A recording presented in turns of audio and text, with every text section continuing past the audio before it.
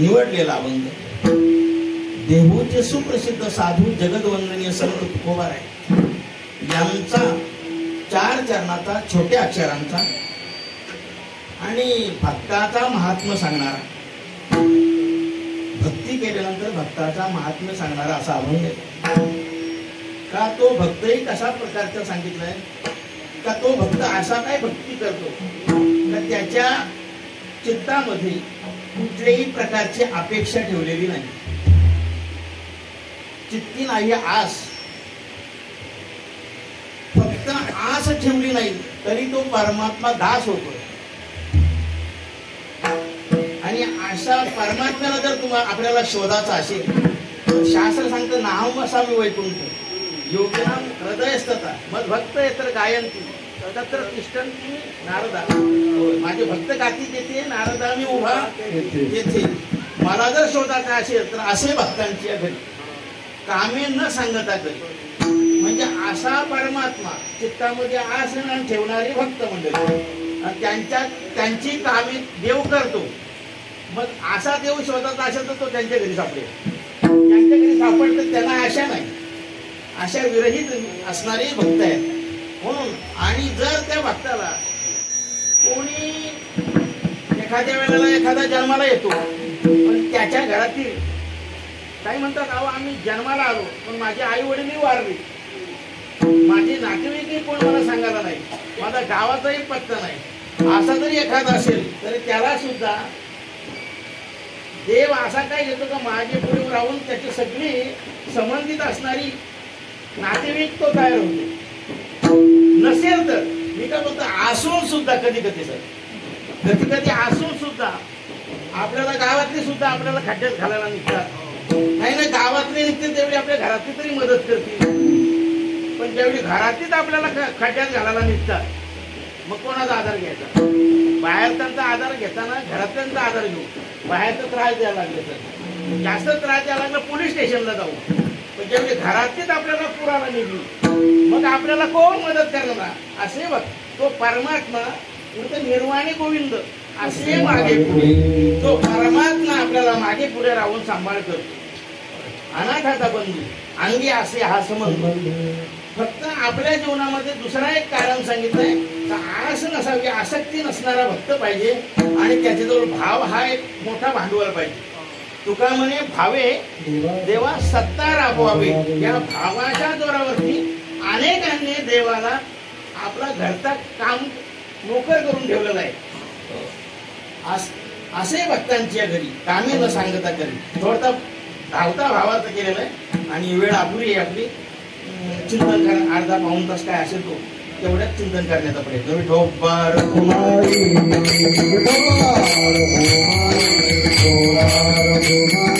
पांडुरंगा करू प्रथम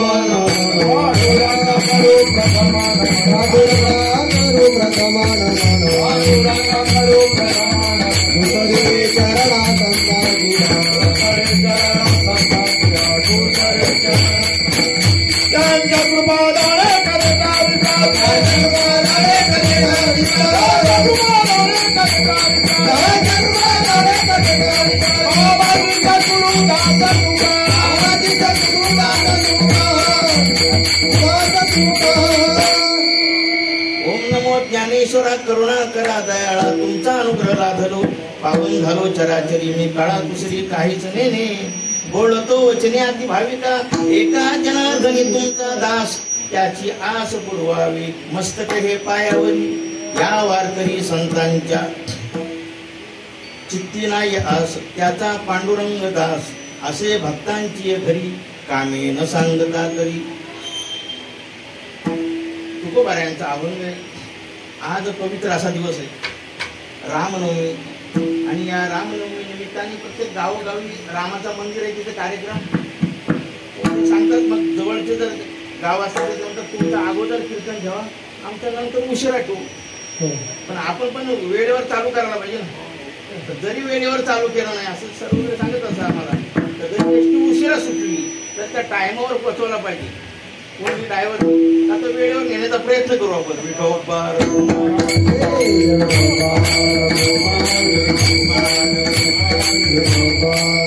भगवान राम प्रभू अवतरित झालेला आजचा दिवस भागवत धर्म पर्व विशेष भागवत धर्म.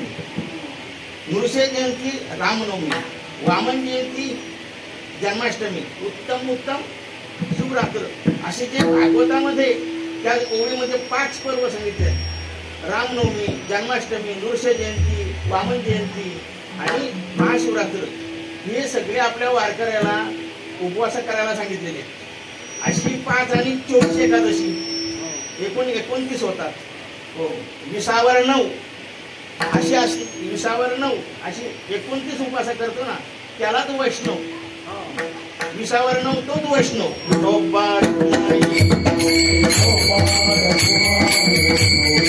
भगवान राम प्रभू अवतरित झाले, त्याला कारण अनेक आहेत.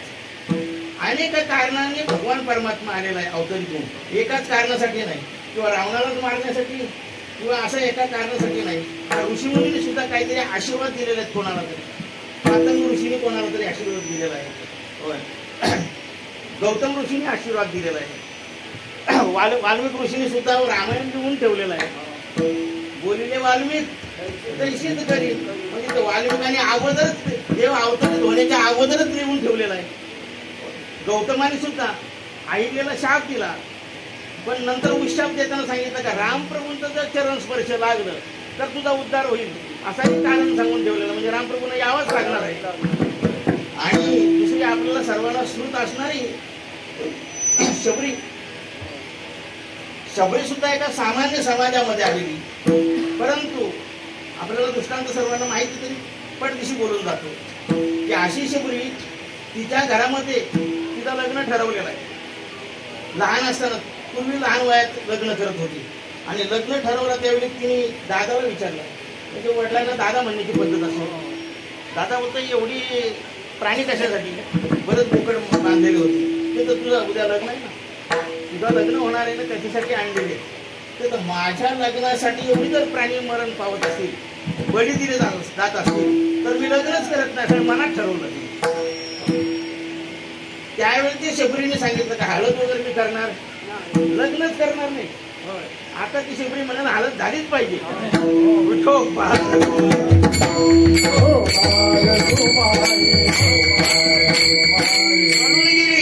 जंगलामध्ये राहिली आणि जंगलामध्ये अशा ठिकाणी राहायची वाचण्यात आला असा की जिथे प्राणी मारून टाकतात ना, हत्ती मेलेला आहे, तिथं वास येतो. म्हणजे वासाच्या ठिकाणी सहजासहजी कोण जात नाही.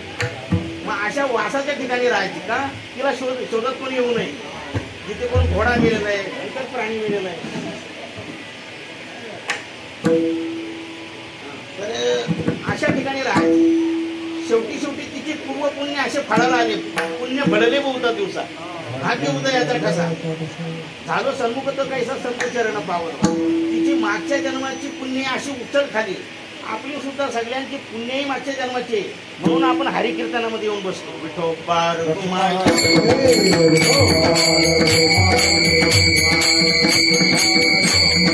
आपले किती मागचे चांगली श्रद्धावान असणारी माणसं गेली, आपण डोळ्यांनी पाहतो.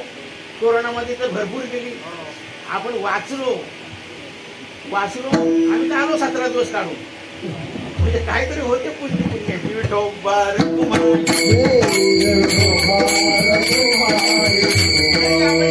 ध्येय मिळालं ना, शास्त्र आणि संत सांगतात तर या देहावर प्रेम जास्त करू नये. त्याचा तुम्ही निरोग्य तर ठेवा, पण हा केव्हा तरी सोडावा लागणार आहे. त्याचं त्याला द्यायचं आहे, याच्यात भक्ती करायची आपल्याला. हा आपल्याला मिळालेला आहे. अविनाशी असणारा आत्मस्वरूप आपला आहे, हा मरका शरीर आपला नाही. विठोबार घुमाई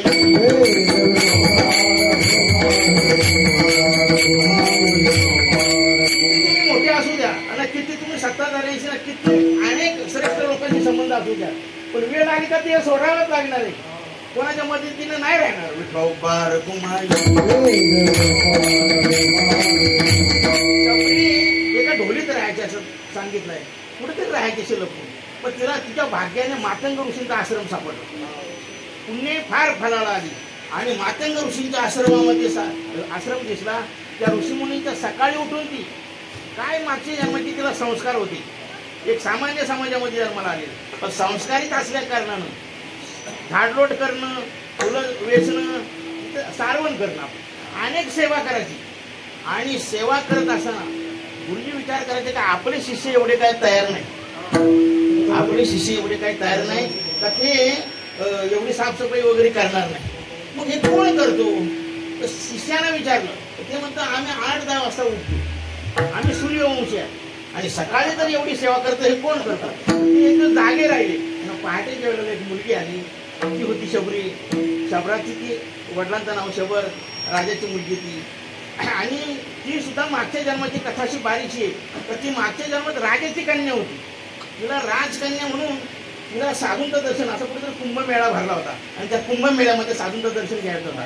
पण राजा म्हणाला का अगं तू राजकन्या आहेस, आणि राजकन्या असल्या कारण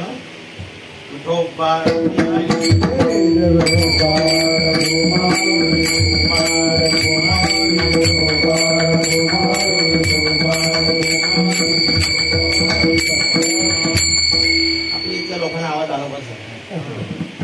तू राजकन्या आहेस, तुला इतर लोकांसारखं जाता येणार नाही, तू त्यांच्या डोलीमध्ये तुला पालखीमध्ये जावं लागेल. आणि परत पूर्वीची स्त्रियांचा असं बुरखा असायचा, आपल्या भागात नाही, आता आपल्याकडे पदर तरी घेतात, पण ते बुरखा असायचा पाहायचं नाही परपुरुषाला. तर ती डोली होती, त्याच्यात परत तो पडदा. साधूंची सख्या सांगायच्या अमुक अमुक मातंग ऋषी चालले, नाव घेतले, थोरांचं नाव घेतलं, पुण्य भेटेल, गौतम ऋषी चालले. मग ती नमस्कार करायची, पण दर्शन होत नव्हता. ती म्हणाली हा जन्म कशाला, राजकन्या असेल ना, साधूंचं दर्शन होत नसेल, म्हणून ती देवाला प्रार्थना केली श्रीकृष्ण परमात्म्याला. सांगितलं देवा पुढचा जन्म देशील ना सामान्य घरात दे, पण मला संतांची सेवा घडली पाहिजे. ही शेवटी मातंग ऋषीची सेवा करताना मातंग ऋषी म्हणतात, मुली तू कोण, सगळी कथा सांगितली, मी अशी आलेले, मग तुमची सेवा मला घडतं, माझं भाग्य आहे.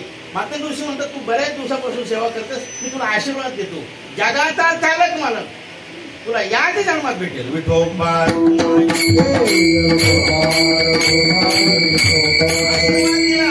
आणि काही दिवसानंतर मातंग ऋषी म्हणाले शबरीला का हा आश्रम सोडून आम्हाला जायचे, एका ठिकाणी राहत नाही, पक्षी अंगण उतरती, गुंतून राहते, तसा आम्हाला हा आश्रम सोडून लांब जायचे म्हणाले. तर मग म्हणाले तुमच्या तर आधाराने मी इथे राहिली, आणि आता तुम्ही जर इथं नसेल तर मला भीती आहे. मग त्यावेळी मातंग ऋषीने सांगितलं का या भागामध्ये, या प्रांतामध्ये शबरी एक श्रीराम प्रभू आणि लक्ष्मण सोडून एकही पुरुष या भागात येणार नाही, या प्रांतामध्ये येणार नाही, तो येणारच नाही, असा शाप दिला त्या भागाला, प्रांताला. आणि ती शबरी ज्यावेळी तारुण्यात लहान असताना गेली, परंतु नंतर ती 80-90 वर्षाची अशी म्हातारी झालेली आपण पुस्तकामध्ये पाहतो लहान मुलाच्या. ती म्हातारी झालेली पाहते, ती बोरं घेऊन दररोज यायची, प्रभू येतील माझ्या घरी कधीतरी, प्रभू येतील.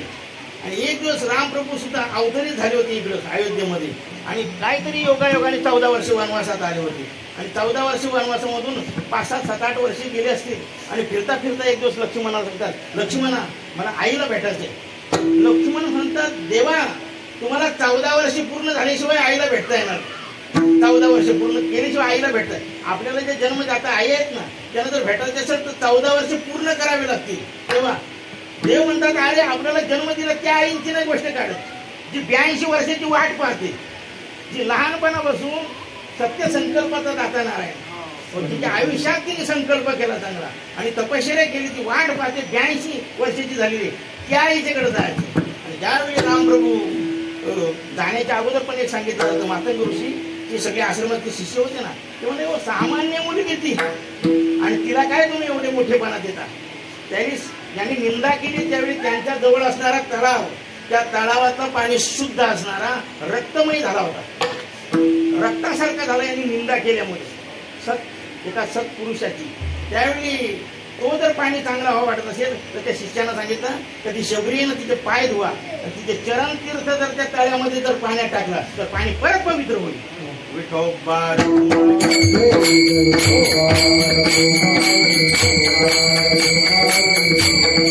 असा पवित्र पाणी झाला. अशी शबरी ज्यावेळी रामप्रभू फिरत ज्यावेळी त्या पंचवटीमध्ये म्हणा शबरीच्याकडे आलेले आहेत, आणि शबरीला भेटायला आल्यानंतर शबरीची नजरही कमी झाली होती, काहीतरी नेत्र कमी झाली होती, दिसायला कमी दिसत होते. लांबून पाहिलं तर पुरुष तरी कोण दिसतात, 2 पुरुष दिसतात. आणि या प्रांतात तर पुरुष कोण येणार नाही, माझ्या गुरुजीने शाप दिला नाही एक प्रकारचा, या प्रांतामध्ये इतर परपुरुष कोण येणार नाही, आला तर तुला भेटायला रामप्रभूच येतील, त्यांचा भाऊ लक्ष्मण येईल. आणि 2 पुरुष. मग त्यावेळी त्यांनी निश्चय केला का माझ्या गुरुजींनी तो मला आशीर्वाद दिला होता, तो आज सत्य होते, भाग्य फळाला आले माझे. आणि ते समोर आल्यानंतर लुकलुकत्या नजरेमध्ये पाहिले आणि ती रडू लागली, तिच्या डोळ्यातून पाणी येत होतं, शबरीच्या डोळ्यातून पाणी आला घळघळ. त्यावेळी शबरीला सांगितलं तू का रडतेस. लक्ष्मण म्हणतो का रडतेस, कारण का रडतं, माझ्या घरी जगाचा चालक मालक परमात्माला आहे, जिथे मला पाणी पिण्यासाठी ग्लास नाही माझ्याकडे, मी द्रोणाने पाणी पिते, त्या परमात्म्याचे चरण तीर्थ त्याची पाद्य पूजा करावी, माझ्याकडे पात्र नाही. लक्ष्मण म्हणतोय आई पात्र सोड, जगाचा चालक मालक परमात्मा तुझ्या घरी येतोय, हे तुझं पात्रता काही कमी आहे.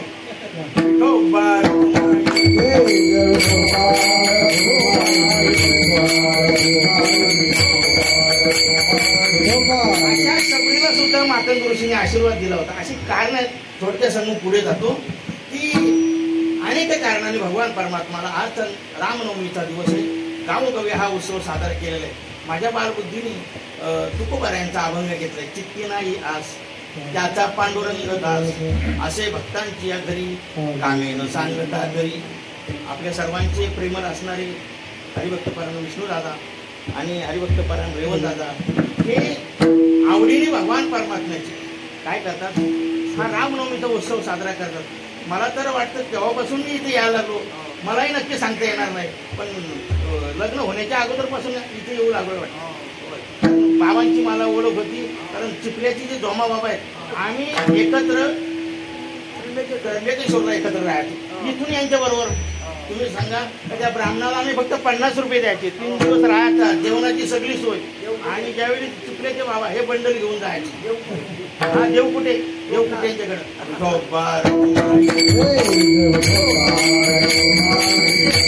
87-88 पासून की आपण वारी त्र्यंबकेश्वरची चालू केली. एवढ्या लवकर वारी तिथून इथे यांच्यामुळे मी इथे येऊ लागलो दादांची, आणि ती सेवा चालू आहे. अभंग घेतलाय संत तुकोबाऱ्यांचा, चित्ती नाही आस त्याचा पांडुरंग दास.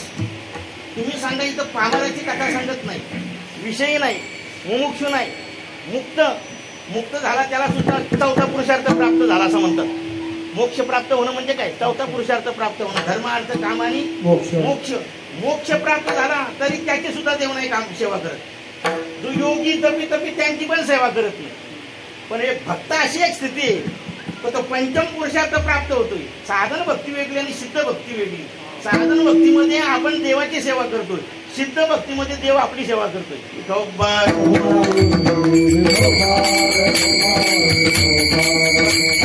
संतांनी ते संत उंच काही नेणे भगवंत तिष्ठे भाव भक्त देखून या सर्व अभंगामध्ये सामान्य भक्त दिसत होते. जनाबाई वगैरे सगळ्या मीराबाई वगैरे सामान्य भक्त दिसत होते, पण यांची सेवा देव करत होता. हे म्हणजे ज्ञानेच्या पक्ष तो 4था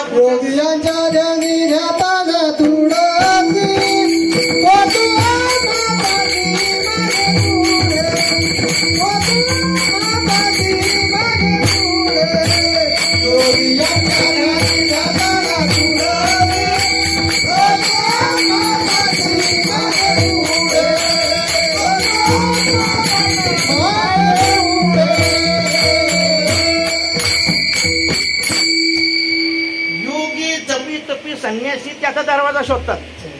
कुठं सापडेल याचा दरवाजा, त्याचा दरवाजा शोधतात. पण हा बाबा आमच्या भक्तांचा दरवाजा शोधून देतो.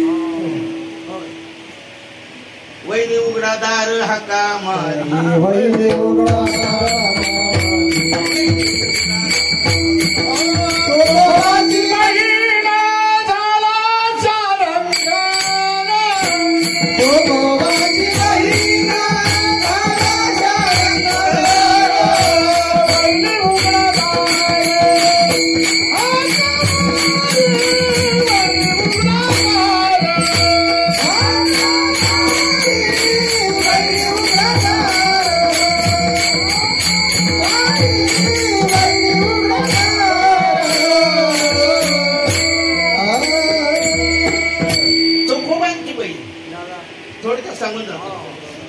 चोखोबांची सामान्य चोखोबारा सामान्य कुळामध्ये अवतरतात. ज्ञानोबारा वगैरे चोखोबांना म्हणायचे की काय चोखोबार आहे, आम्ही मंदिरात जातो, देवाला आळावाला घेतो, आलिंगन देतो, त्याचे कालगुच्छ घेतो, त्याच्याशी गप्पा मारतो, तो उतरून आमच्याशी बोलतो काय. असा भगवान परमात्मा हाताला धरतो, आम्ही काय खेळतो काय, देवळात जाता येतो, तुम्हाला नाही होत आता येत. चोखोबार सांगतात मला देवळात जायची माझी इच्छाही नाही, माझा आग्रहही नाही आणि अनाग्रह पण नाही, दुराग्रह पण नाही माझा, जायलाच पाहिजे असं काय. परंतु चोखोबांचा भाव एवढा शुद्ध होता, ते सांगतात ना, नदी डोंगी परी जल नव्हे डोंगा, कमान डोंगी परी तीर नव्हे डोंगा, ऊस डोंगा परी रस नाही डोंगा, तसा चोखा डोंगा परी असा आमचा भाव आहे. त्यामुळे मला गाण्याची गरज नाही, फक्त त्याची भेटत व्हावं अशी वाटत असेल तुम्हाला, तर भेटत व्हायचं असेल तर मंदिरात कशाला जायला पाहिजे, त्याला भेट द्यायची असेल तर ये ना बाहेर तो. म्हणजे असा चोखोबारांची ती दृष्टांत मोठा आहे, वेळ आपली अपुरी आहे. चोखोबारांच्या पत्नीचा तुम्ही सांगा कशी सेवा करतो, दास्य तो करतो, न सांगता करी सर्व काम, भक्त समागमे सर्व भावे हरी, न सांगता करी सर्व काम. चोखोबारांच्या पत्नीचा बालंतपण आलेला आहे.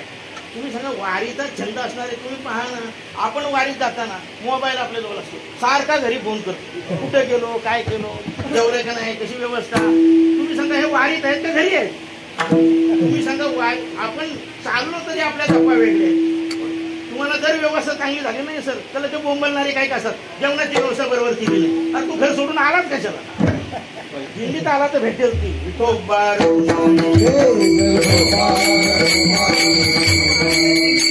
घर सोडून. आणि दोन जे भेटेल त्याच्याने आनंदित राहतो ना.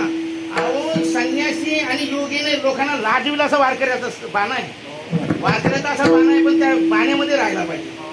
अशी तुकोबऱ्यांची पत्नी बालंतपणाचा वेळ.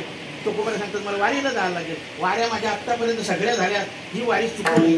तर तुम्ही घरचा माणूसच जवळ पाहिजे, तुम्ही राहा ना घरी. नाही म्हणतात तू चिंता करू नको, माझ्या बहिणीला पाठवून देतो.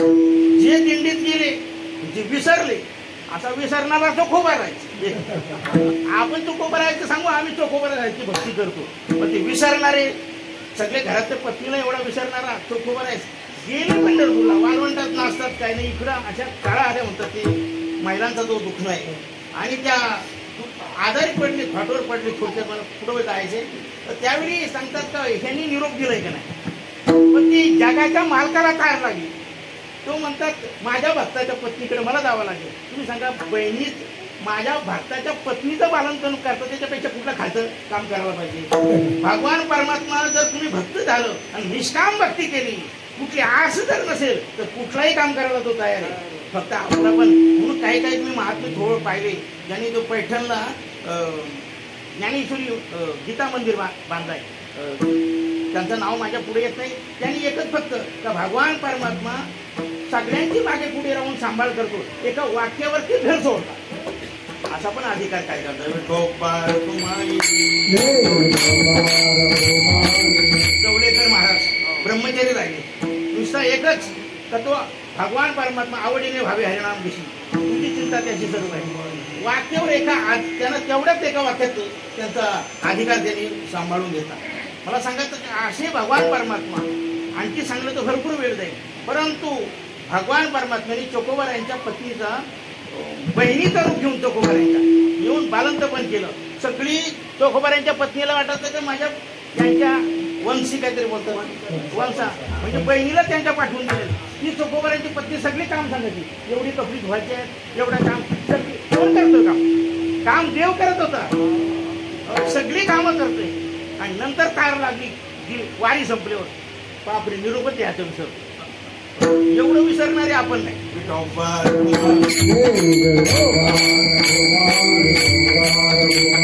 असं विसरता आलं तर ती भक्तीची खरी परीक्षा होतात.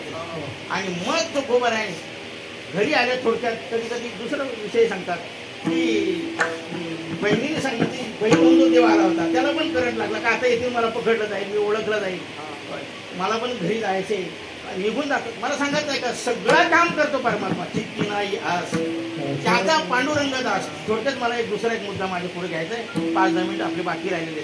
तुम्ही सांगा ही आस जी आहे ना, ही भल्या भल्याला सुद्धा आस सुटत नाही. तुम्ही सांगा सर्व सुखाची आशा जन्म घ्या. आपला प्रत्येक जीवाची आशा किती? 100 ते 1000 कशी होती, 1000 ते लाख करोड, ब्रह्मपद विष्णुपद ब्रह्मपद, असे सगळे काही ना काही प्राप्तच व्हावा. म्हणजे मिळेल त्याच्यात संतुष्ट होत नाही.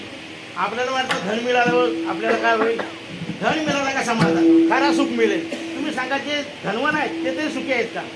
कुठेतरी मी बारीचं दृष्टांत ऐकलं, एखाद्या तर घरी अचानक 1 करोड रुपये रोख रक्कम घरी त्यांनी बँक ठेवली, तिजोरी ठेवली, आणि ज्याच्याकडं मलात मरमर कामं करतोय आणि संध्याकाळी आल्यानंतर असा थकलेला असतो, काय भाकरी असेल चटणी भाकरी खातो आणि असं काय मिळेल अंगात खाली टाकायला ही पाहत नाही, तरी असा झोपतो का सकाळी पहाटेच उठतो. आणि करोड रुपये त्याच्या तिजोरीत आहेत, तो त्याला झोप येते, तो रात्रभर तिजोरीजवळ फेऱ्या मारतो.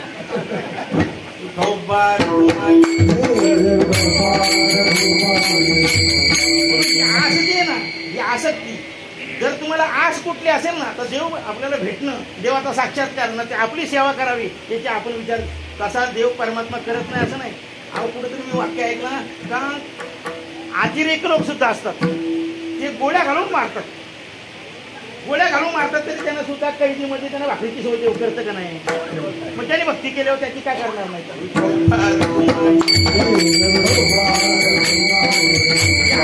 आस म्हणून कुठेतरी सांगतात आस नाही ज्याला आशेचे बांधले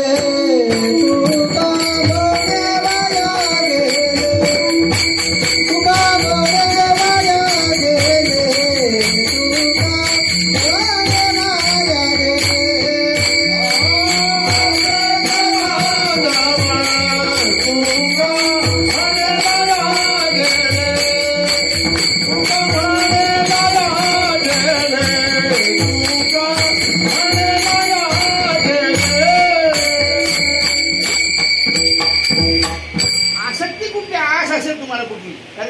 सांगितलं सप्त पाशामध्ये मुख्य जर पाश कुठला असेल तर तो खरा आशाही पास आहे. म्हणजे धर्म पाश, काळ पाश वगैरे असे जे 7 पाश सांगितलेले आहे. त्याच्यात मुख्य पाश जर कुठला असेल तर आशा आहे.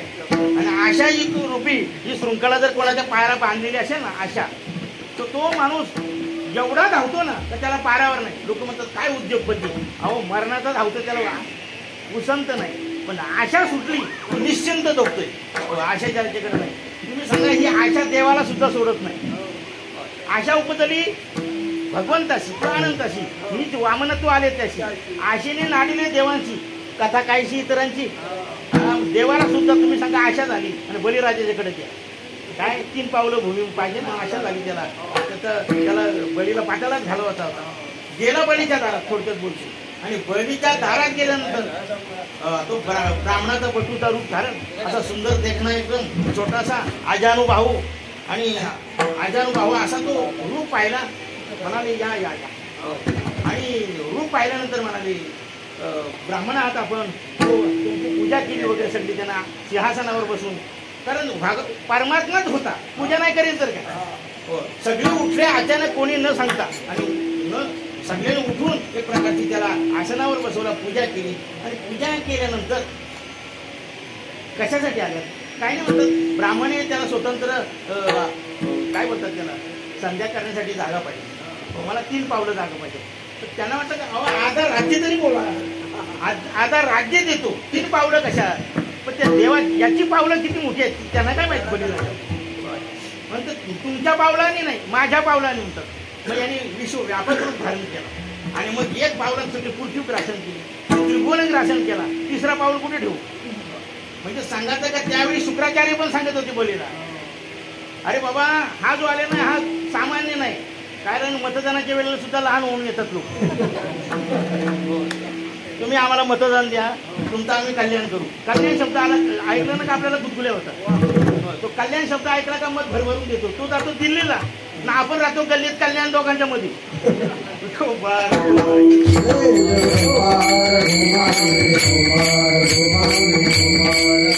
असा हा सामान्य पटूचं रूप धारण करून आलाय. गुरुजी सांगतात शुक्राचार्य हा सामान्य नाही, हा तुझा काळ होऊन आलेला आहे तुला मारण्यासाठी. तू अजिबात त्याला काय देऊ नको. गुरुजींचा पण ऐकलं नाही. दान देण्यासाठी संकल्प सोडण्यासाठी धारी घेतली. आणि त्या धारीच्या आमचे तांबेकर बाबा सांगायचे त्या धारीच्या पहिले वाफे वगैरे करायचे ना आपले चित्रपासाठी, काहीतरी मिरच्याची वाफे, वांग्याची वाफे, त्या धाऱ्या असायच्या. त्या धारीच्या तोंडात जाऊन बसला पाणी येऊन येऊन. काय त्याची पण ताकद होती का एक थेंब सुद्धा पाणी येऊ देत नव्हता. आड आला म्हणून फोडी याला डोळा. बळीने आंधळा केला शुक्र. भरभर रक्त आला का तर पादर गुरुजी आतून बसले होते. हा ऐकत नाही म्हणून आईला हात मारले. पहा म्हणतात हा जगाचा चालक मालक भगवान परमात्मा बटूच्या रूपात आले तुझ्या मुलाचा घात करण्यासाठी. ती आई पण एवढी चांगली श्रेष्ठ होती. आई पण मुलाची सुंदर गुणवान किंवा अधिकारी असावी. ते म्हणतात जगाचा चालक मालक परमात्मा जर माझ्या मुलाच्या पुढे हात जर पसरते याच्या हाती भाग्य कुठली. भले हुए नाही काही विरोचन के साथ ऐसा पुत्र पैदा किया प्रभू पसारे हात. तो देव हात पसरतो माझ्या मुलापुढे. मग त्याला काय झालं तर चालेल धोका. त्याला दान द्यायला मी परावृत्त नाही करणार. दान दिलं मला सांगायचं आहे तर देवाला सुद्धा आशा. मीच वामनत्व म्हणजे बारका पुट्टूचं रूप धारण करावंच लागलं का नाही. निंदा होतीच का नाही. कारण देवाला सुद्धा बलीचा दारवंटा व्हावा लागला नोकर. कारण मागायला गेला म्हणून बसला देव. देव सोडा देवाची पत्नी आपल्या सगळ्यांची जगन्माता सीतामाता सुद्धा फसल्या. देव फसला आपण फसले याच्यात नव्हतं. देव फसला. देव पत्नी असणारी सीतामाता त्या सुद्धा 14 वर्षे वनवासात फिरत असताना सुवर्ण हरण दिसला का नाही सोन्याचा? सोन्याचा हरण दिसला. पण मला सांगायचं हे लीला आहे, त्यांची ती लीला होती. तुम्ही पहा ना, देवाला सुद्धा सीतामाताला सगळं कळते. कारण जसा कुठेतरी ती सीतामाता रामप्रभू वनवासात निघाले त्यावेळी रामप्रभू म्हणतात तू जनकनंदिनीस, तू एवढ्या राजवैभवात राहिलेली, एवढी सुंदर राजवैभवात राहणारी, तुला कशी हवेचा ताप नाही. आणि टेम्परेचर एवढा वाढलाय तर सगळं आपल्याला टेलिव्हिजन किंवा रेडिओ सुद्धा बातम्या सांगतात का उन्हाचे दुपारी कुठं फिरू नका, जास्तीत जास्त पाणी प्या, एवढा टेम्परेचर वाढत चाललाय. तू जनकनंदिनी आहेस, तू राजकन्या आहेस, तुला हे जमणार नाही वनवास. ते म्हणतात मी रामायण वाचलंय वाल्मिकी ऋषींचा, आणि त्या वाल्मिकी ऋषींच्या रामायणामध्ये सांगितलं रामाबरोबर सीता पण गेलेली, वाचलं तर चल बरोबर. हरणाला सुद्धा सुवर्ण कंदुली पाहिजे हे सुद्धा ते वाचलेलीच असेल.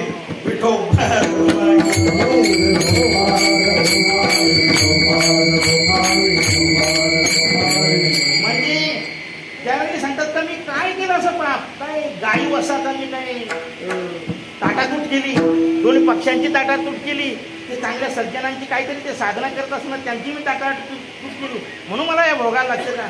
त्यावेळी ते सांगतात मी रामप्रभूंना माझ्या पतीला हरणाच्या पाठी पाडवलं, हीच खरी माझ्याकडे चुकी झालेली. माझा धीर सुद्धा सांगत होता लक्ष्मण का तुम्ही रामप्रभूंना काही होणार नाही, ही रेषा मारतो नाही ऐकत, तुम्ही रेषा मारतो, ही रेषा तरी उल्लंघन करू नका. उल्लंघनेली रे म्हणजे ओलांडलेलं वचन एक प्रकारचा, ते वचन सुद्धा मी मोडलं, रामप्रभूंना धाडलं, हीच माझी चुकी झाली. म्हणजे सीतामातेला सुद्धा 6 महिने का होत ना रावणाच्या तिकडे नगरीत राहायला का लागलं, अशाच पाठी लागली.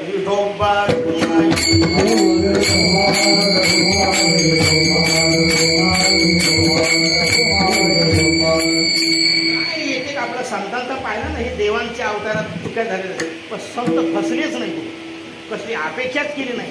किती परिस्थिती आली, कितीतरी देवाने सोन घेऊन सोनं आणलं. काय नामदेव महाराजांच्या घरी सुद्धा गोणी भरून आला ते होऊन घेऊन, पण नामदेव महाराजांना कळालं का गावामध्ये चर्चा चालली, नामदेवा तुझ्यासारखा श्रीमंतच नाही म्हणतात पंढरपूरमध्ये, तू अचानक श्रीमंत झालो कसा? काय ना म्हणतात घरात सगळा बदल झालाय, तूप वगैरे. त्यावेळी सुद्धा तूप एक राजसू यज्ञामध्ये तूप पाहिला होता आणि नागबाबांच्याकडे तूप, आणि नामदेव महाराज सुद्धा माझ्याकडे तूप एवढा आला कसा? त्यावेळी एवढा घरातला वैभव पाहिला आणि सांगितलं कोणाला हे खरं सांग म्हणतात. कोणीतरी दुकानदार आला होता फोन घेऊन, ते म्हणाले ह्या जगाचा तो चालक मालक आहे, याच्या व्यतिरिक्त कोणी नाही. ते कशी तर तसे 11 वाजता थाळी वाजवली आणि सगळ्या ब्राह्मणांना बोलून लुटून टाकला. असं लुटून टाकणारा कोण भेटणार नाही, अशी चित्तात कुठलीच आशा ठेवली नाही. त्यांचा परमात्मा असेल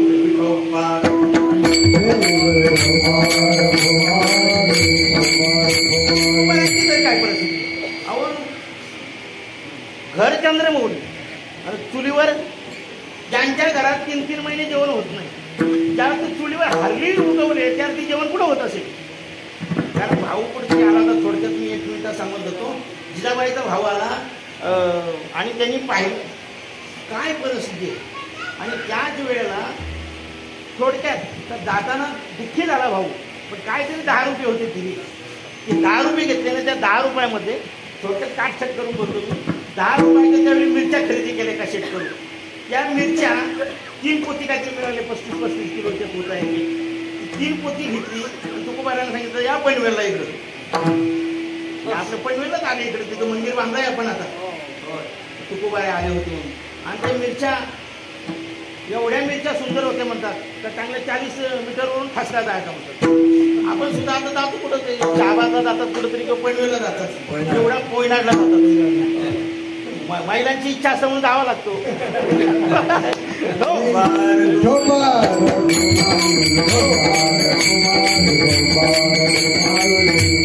इकडच्या आणले ना मिरच्या आपण तापवल्या का 1 किलोच्या 1.5 किलो होतात, तर तो पाणी मारलेला असते. तर तुकोबारांच्या मिरच्या होत्या. एका बाईने नेल्या आणि ते म्हणतात अहो किती पाहिजे, 1 आण्याला 2 किलो म्हणतात. 8 किलो घेते तिने. जाताना पाहिल्या मिरच्या सुंदर आहेत. अहो तर कुठला तरी दुकान देऊचा तो दुकानदार आलाय म्हणतात, तो मिरच्या देतो म्हणतात. तर मिरच्याचे पैसे मालक देतील. आता घराचा पत्ता नाही, मालकाचं नाव नाही, या चित्ती नाही, आज काय अपेक्षा नाही करणारे मिरच्या मिळतात. तुकोबाराने तो व्यवहार केला. आपल्यासारख्याने केला तर लोक म्हणतील वेडा आहे. असा आपण व्यवहारिक हुशारी दाखवतच ना, कुठलाही व्यवहार करताना हुशारी असते. तुकोबाराने अशा मिरच्या दिल्या, आणून देतील पैसे. एकाने तर अख्खा पोता दिला, कोणी आणून देत नाही. म्हणून आपण त्या सातगावच्या देवाला काय म्हणतो, बोंबले विठोबा म्हणतो. बोंबले म्हणजे देवाने फास लावून घेतला, बोंब मारली, ज्यांनी मिरच्या नेल्या त्यांचे पैसे परत आणून द्या, नाही तर फास घेऊन मारतो. तुम्हाला असे काय कोर्टात जावं लागेल का सगळे घरचे घर सगळे पोलीस बांधून येतील तुम्हाला.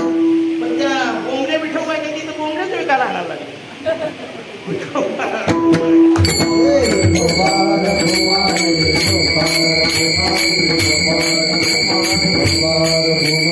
आजे तुकोबारांचा पाटला तर एक रूप धारण केलं नोकरात. आणि ज्याच्या घरी जायचा सांगा तर तुमच्याकडं आता देव असतो, बरोबर आकडा सांगा, 4 किलो तर 4 किलो, 8 किलो तर 8 किलो सांगा तर आणल्याच नाही. मिरच्या बसत, मिरच्या आणल्या नाही काय बोलतात, टेकत दिसतात होते घराच्या समोर, टेकं पाडल्या तुमच्या, मिरच्या आणल्याच तुम्ही देत नसेल तर तुमच्या पोरांना शपथ घालतात. म्हणजे पोरांना शपथ घातली तर लोक घाबरायचे, मुलाला काय झाला तर आपल्या म्हणून ती पटापट ते बाया पण सांगायला लागले शेतात, आता तुम्ही पोरांची शपथ घालतो, देऊन टाका पैसे. त्याच्याकडे एक पोता नेला होता ना अख्खा, त्याला विचारलं, तू एक महाराजांनी मस्त वाक्य वापरला. ते म्हणाले का तो पोता घेऊन घरी गेला, एवढ्या मिरच्या कशाला, मुलीचं लग्न नाही होतं, काय नव्हतं, पेताड होता, पायामध्ये बुटच एक होतं त्याच्या. आता तो काय घेणार एवढ्या मिरच्या. पण त्यावेळी का तो महाराज म्हणाला एवढ्या नव्हतं मुलीच्या लग्नात मुलगा काय का ते. अशा देवाने तिथे सांगितलं, देत नसेल तर मी फास घेतो. आणि तिथे आवडली शेडसाठी फास घेणाऱ्याचे नोकर आम्ही पाहिलेच नाही. आणि देवाने घेतला फास, खेळतो येणे ती खेळावा, नाटक त्यांनीच करावा. आणि असे डोळे पांढरे केले, बायकोने उचलून धरला, त्याने दोर कापला, पण ते पैसे घेऊन जा. पैसे द्यायला गेले तरी गावाच्या पाटलाचं रूप धारण केलं. मला सांगायचं का तुकोबारांच्या वेळी पाटलाचं रूप धारण केला, परत सांगितलं का हे पैसे तुमचे घ्या, आमच्या गावातली मंडळी चांगली आहेत, तुमचे पैसे परत घेऊन टाका. पैसे दिले, सांगितलं का देवळाच्या पाठीमागं शेती माझीच आहे, तिकडे शेतावर झालेलं आहे. गेला तो परत आलाच नाही. गावकरी आले, अहो काय तुम्ही म्हणतात दुकानदार, तुम्ही काय म्हणतात असा नोकर पाठवला, तो फास काय घेतो, पोरांचे आण काय घालतो, आणि मिरच्याचे पैसे बसून गुंडगिरी केले. नोकरच नाही मला, माझं तर कपडा फाटकायचं, मी काय नोकर ठेवून. नोकर त्यावेळी तुकोबाराने ओळखला, हे दुसरं कोणी नाही. पाटील ज्यावेळी पैसे घेऊन गेला तर तुकोबाराय नैवेद्य मारुतीच्या मंदिरामध्ये दाखवून प्रसाद खाणार होते, प्रसाद घेऊन जा, देव प्रसाद पण खाऊन गेला होता. आणि मागे मंदिराच्या गेल्यानंतर 14 पावलं उठली होती, त्या पावलांची माती लावली तर तो मलयागिरी चंदन आहे ना, त्या चंदनाचा सुवासित होता. जेव्हा त्यावेळी ओळखला तुकोबाराने का देव आला, हा सामान्य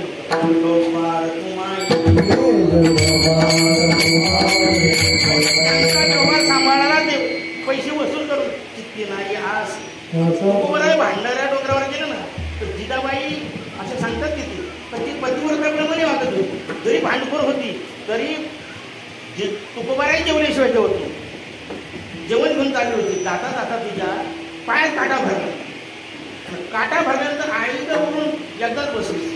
तेवढ्यात याच परमात्म्याने असा सुंदर रूप धारण केला. सुंदर रूप धारण घेऊन गोराख्याचा काठी वगैरे घुमरे वगैरे असे घेऊन आला आणि उत्तम आवाज कानावर जाईल म्हणून असं काठी वाजवत निघाला. अरे बाळा तू कोण, गुराखी कुठला तू म्हणाले. अरे माझ्या पायात काटा भरताय. त्यावेळी देवानी जिजाबाईचा, म्हणजे जिजाबाई सुद्धा सामान्य नव्हती, नुसत्या काळ्या विठोबातच ना काही काही अशी विरोधी भक्ती केली तरी उद्धार होऊन गेला. रावण कंस यांनी विरोधी भक्ती केली. 7 जन्म भक्त होऊन 3 जन्मात विरोधी भक्ती करून देवाचा साक्षात्कार होते. म्हणून विरोधी भक्ती केली खरी, काळ्या विठ्या वगैरे म्हणत होती, तरी सुद्धा देवाने असं दर्शन दिला. पाय हातात घेतात तुकडच बंद झालं. आणि ते कुठं मजेशी सांगतात का पायाला जो काटा भरला होता ना तो स्पष्ट पाहण्यासाठी अशी थुंकी, आणि देव जिजाबाईंच्या पायाची माती टाकून जातोय. काय भक्ती असेल त्यांचा.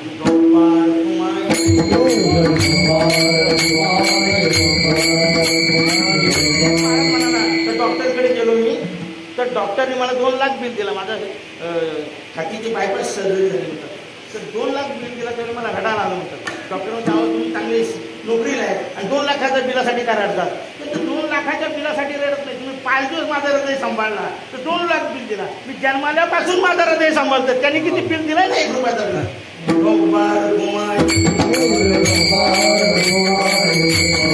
काटा असा काढला तुम्हाला काटा काढता येतं का? तुम्हाला काटा चांगला काढता येतो. कोणाचा काटा किती जल्दी काढायचा, किती लवकर काढायचा काटा हे मला सगळं कळतं. कोणाचा काढायचा अनेकांचे काटे काढले. आमचे जगन्नाथ महाराज पवार म्हणतात, मी कंसाचा काटा काढला, मी रावणाचा काटा काढला, हिरण्यकश्यपाचं ऑपरेशनच केला.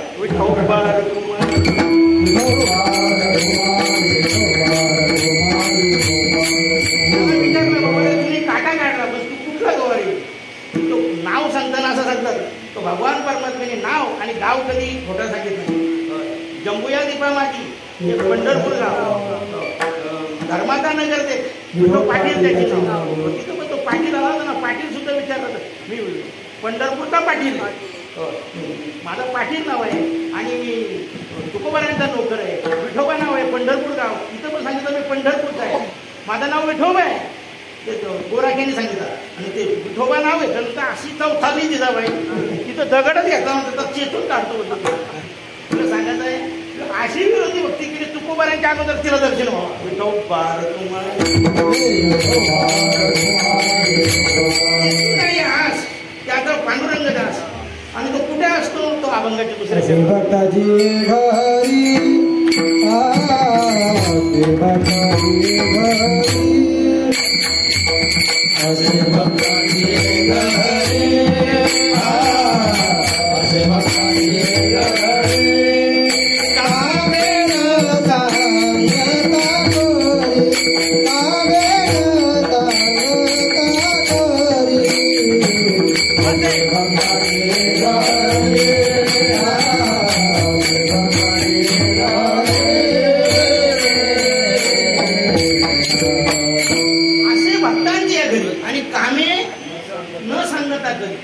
नागबाबांच्या घरी 36 वर्षे काम केलं.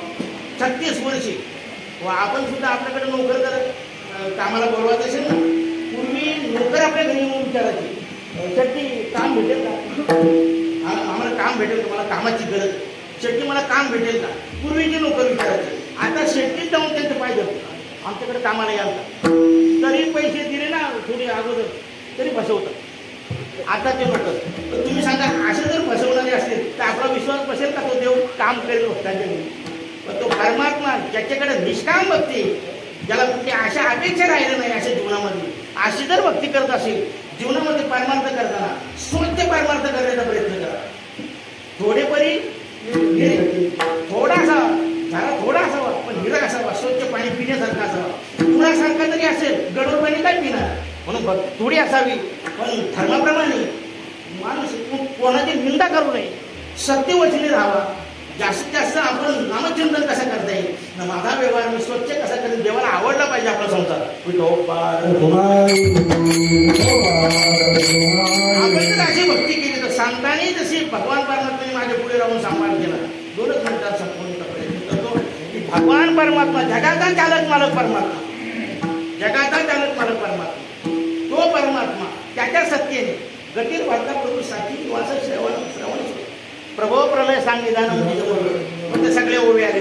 आकाश सर्वत्र वसावे, वायू नाव हरिभूषण असावे, हवेचे 10 वर्षात पर्वत बैसकेला सांगावे, समुद्र रेखांवर पृथ्वी भूती व्हावे आत्म माझी, या बोलविल्या वेदू बोले, या चालविल्या स्तुती करावा, हलविल्या प्राण आयसा तो समजतो तो मी जगाचा असा भगवान इंद्रचंद्र महेंद्र त्याची सेवा करतात.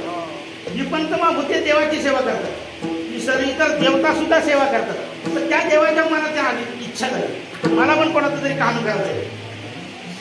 जे सगळे त्या देवाचे काम करतात त्या देवाला इच्छा झाली मला तरी कोणाचं तरी काम करायचं. त्यावेळी त्या देवाने ठरवलं की भक्त हा ठिकाण, असा भक्त जो स्वच्छ असेल त्या भक्ताचा ठिकाण ज्याच्या सत्तेने सगळे काम करतात तो परमात्मा भक्ताचे काम करतं. काय अधिकार आहे?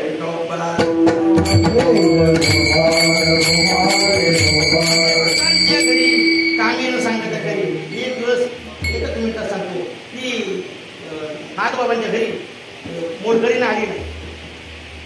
त्यावेळी बाथरूममध्ये सगळे हरिबा पंडित इतरांचे सगळे कपडे पडलेली होती ओली आणि ती खराब होती. म्हणून श्रीखंडाने काय केलं, सगळी नाथबाबा वगैरे दुपारच्या वेळेला आराम करत असेल असा दृष्टांत ठेवला.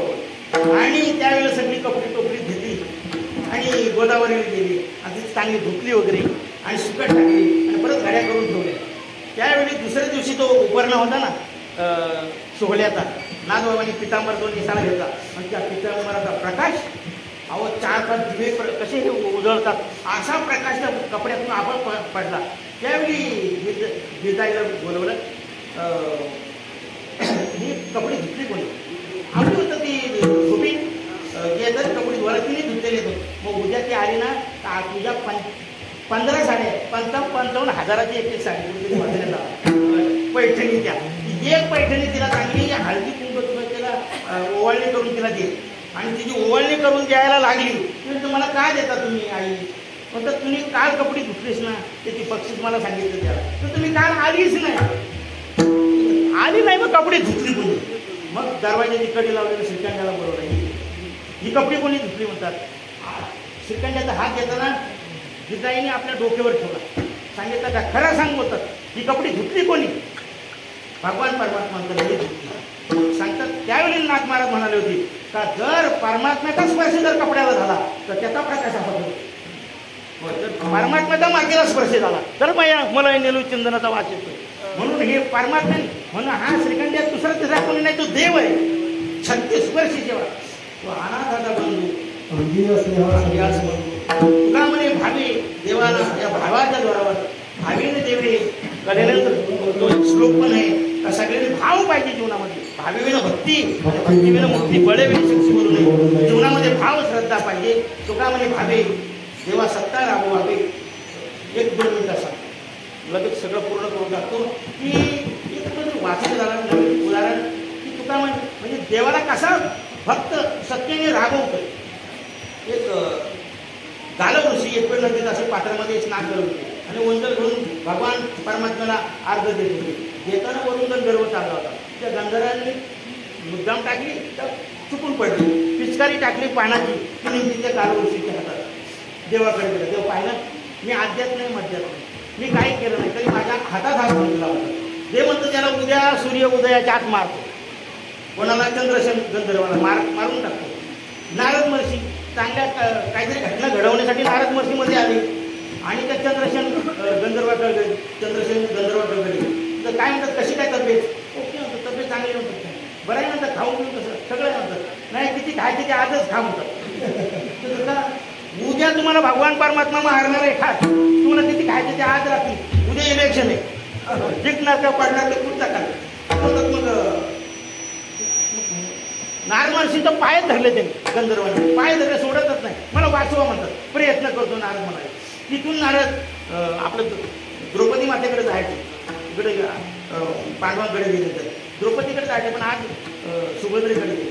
सुभद्रेला सांगितलं उद्या पर्व काळ आहे ना पर्व काळाला जर तू चांगली नर्मदेचे स्नानाला वगैरे गेलीस आणि तिथे जर कोण दुःखी असेल त्याचं दुःख तर निवारण केलं तर फार पुण्य प्राप्त होईल. तर जाणारच उद्या म्हणतो स्नानाला. इकडे तयारी केली कोणाला सुभद्रेला तयार केली स्नानाला जाण्यासाठी आणि इकडे गंधर्वाला सांगितलं की उद्या जाऊन तू त्यांना नर्मदेच्या कडेला विवळत बस दुःखी आहे म्हणून. चंद्रसेनाला सांगितलं चंद्रसेन गंधर्वाला तर तू दुःखी आहे म्हणून तिथे रडत बस आणि ज्यावेळी स्नानाला येतं आणि दुःखी म्हणून कोणतं रडताना आवाज आला त्यावेळी सांगते सुभद्रा तुमचं काय दुःख आहे किंवा तुम्ही काय दुःख निवारण करा तर मला काय समजते म्हणतात मी जगत चालक मला भगवान परमात्म्याची बहीण आहे. मी श्रीकृष्ण परमात्म्याची बहीण आहे आणि जो क्षत्रियामध्ये शूर असणारा अर्जुन त्याची पत्नी तू सांग शब्द ते म्हणतात उद्या मला श्रीकृष्ण परमात्मा मारणार आहे ना. जी सुभद्रा गेली ना तू काय ते म्हणतात ऋषुंबासाच्या खोलीत बसली. अर्जुन आला का बसले म्हणतात काय नाही मी वचन दिलं एकाला तुम्ही मला वचन द्या. तिला वचन तुला नाही द्यायचं मग कोणाला तेव्हा काय उद्या गंधर्व जो चंद्रसेन गंधर्व आहे त्याला उद्या भगवान परमात्मा मारणार आहे त्याला मी मारू देणार नाही असं वचन दिलं आहे. अर्जुन गेला देवाकडे देवा काय करा मला तुमच्याकडं काहीतरी तुम्ही मागायचं आहे तर ते काय तुम्ही मला वचन द्या. देव तर दिले वचन उद्या तुम्ही चंद्रसेन गंधर्वाला मारणार आहेत ना त्याला मारू देवता नाही मारणार. त्यावेळी नारद महर्षी प्रकट झाले. देवा महाभारतात किती इकडे उलट्या पालत्या केल्या किती प्रतिज्ञा केल्या ना माघार घेतल्या त्याच्यात ही पण घ्या ना. तुम्ही सांगा भक्तांचं ऐकावं लागलं देवाला. तुका म्हणे भावे देवा सत्ता राबवावे भावात मला समजून प्रेमाने भजन करू यावे ठोकबार भूमावी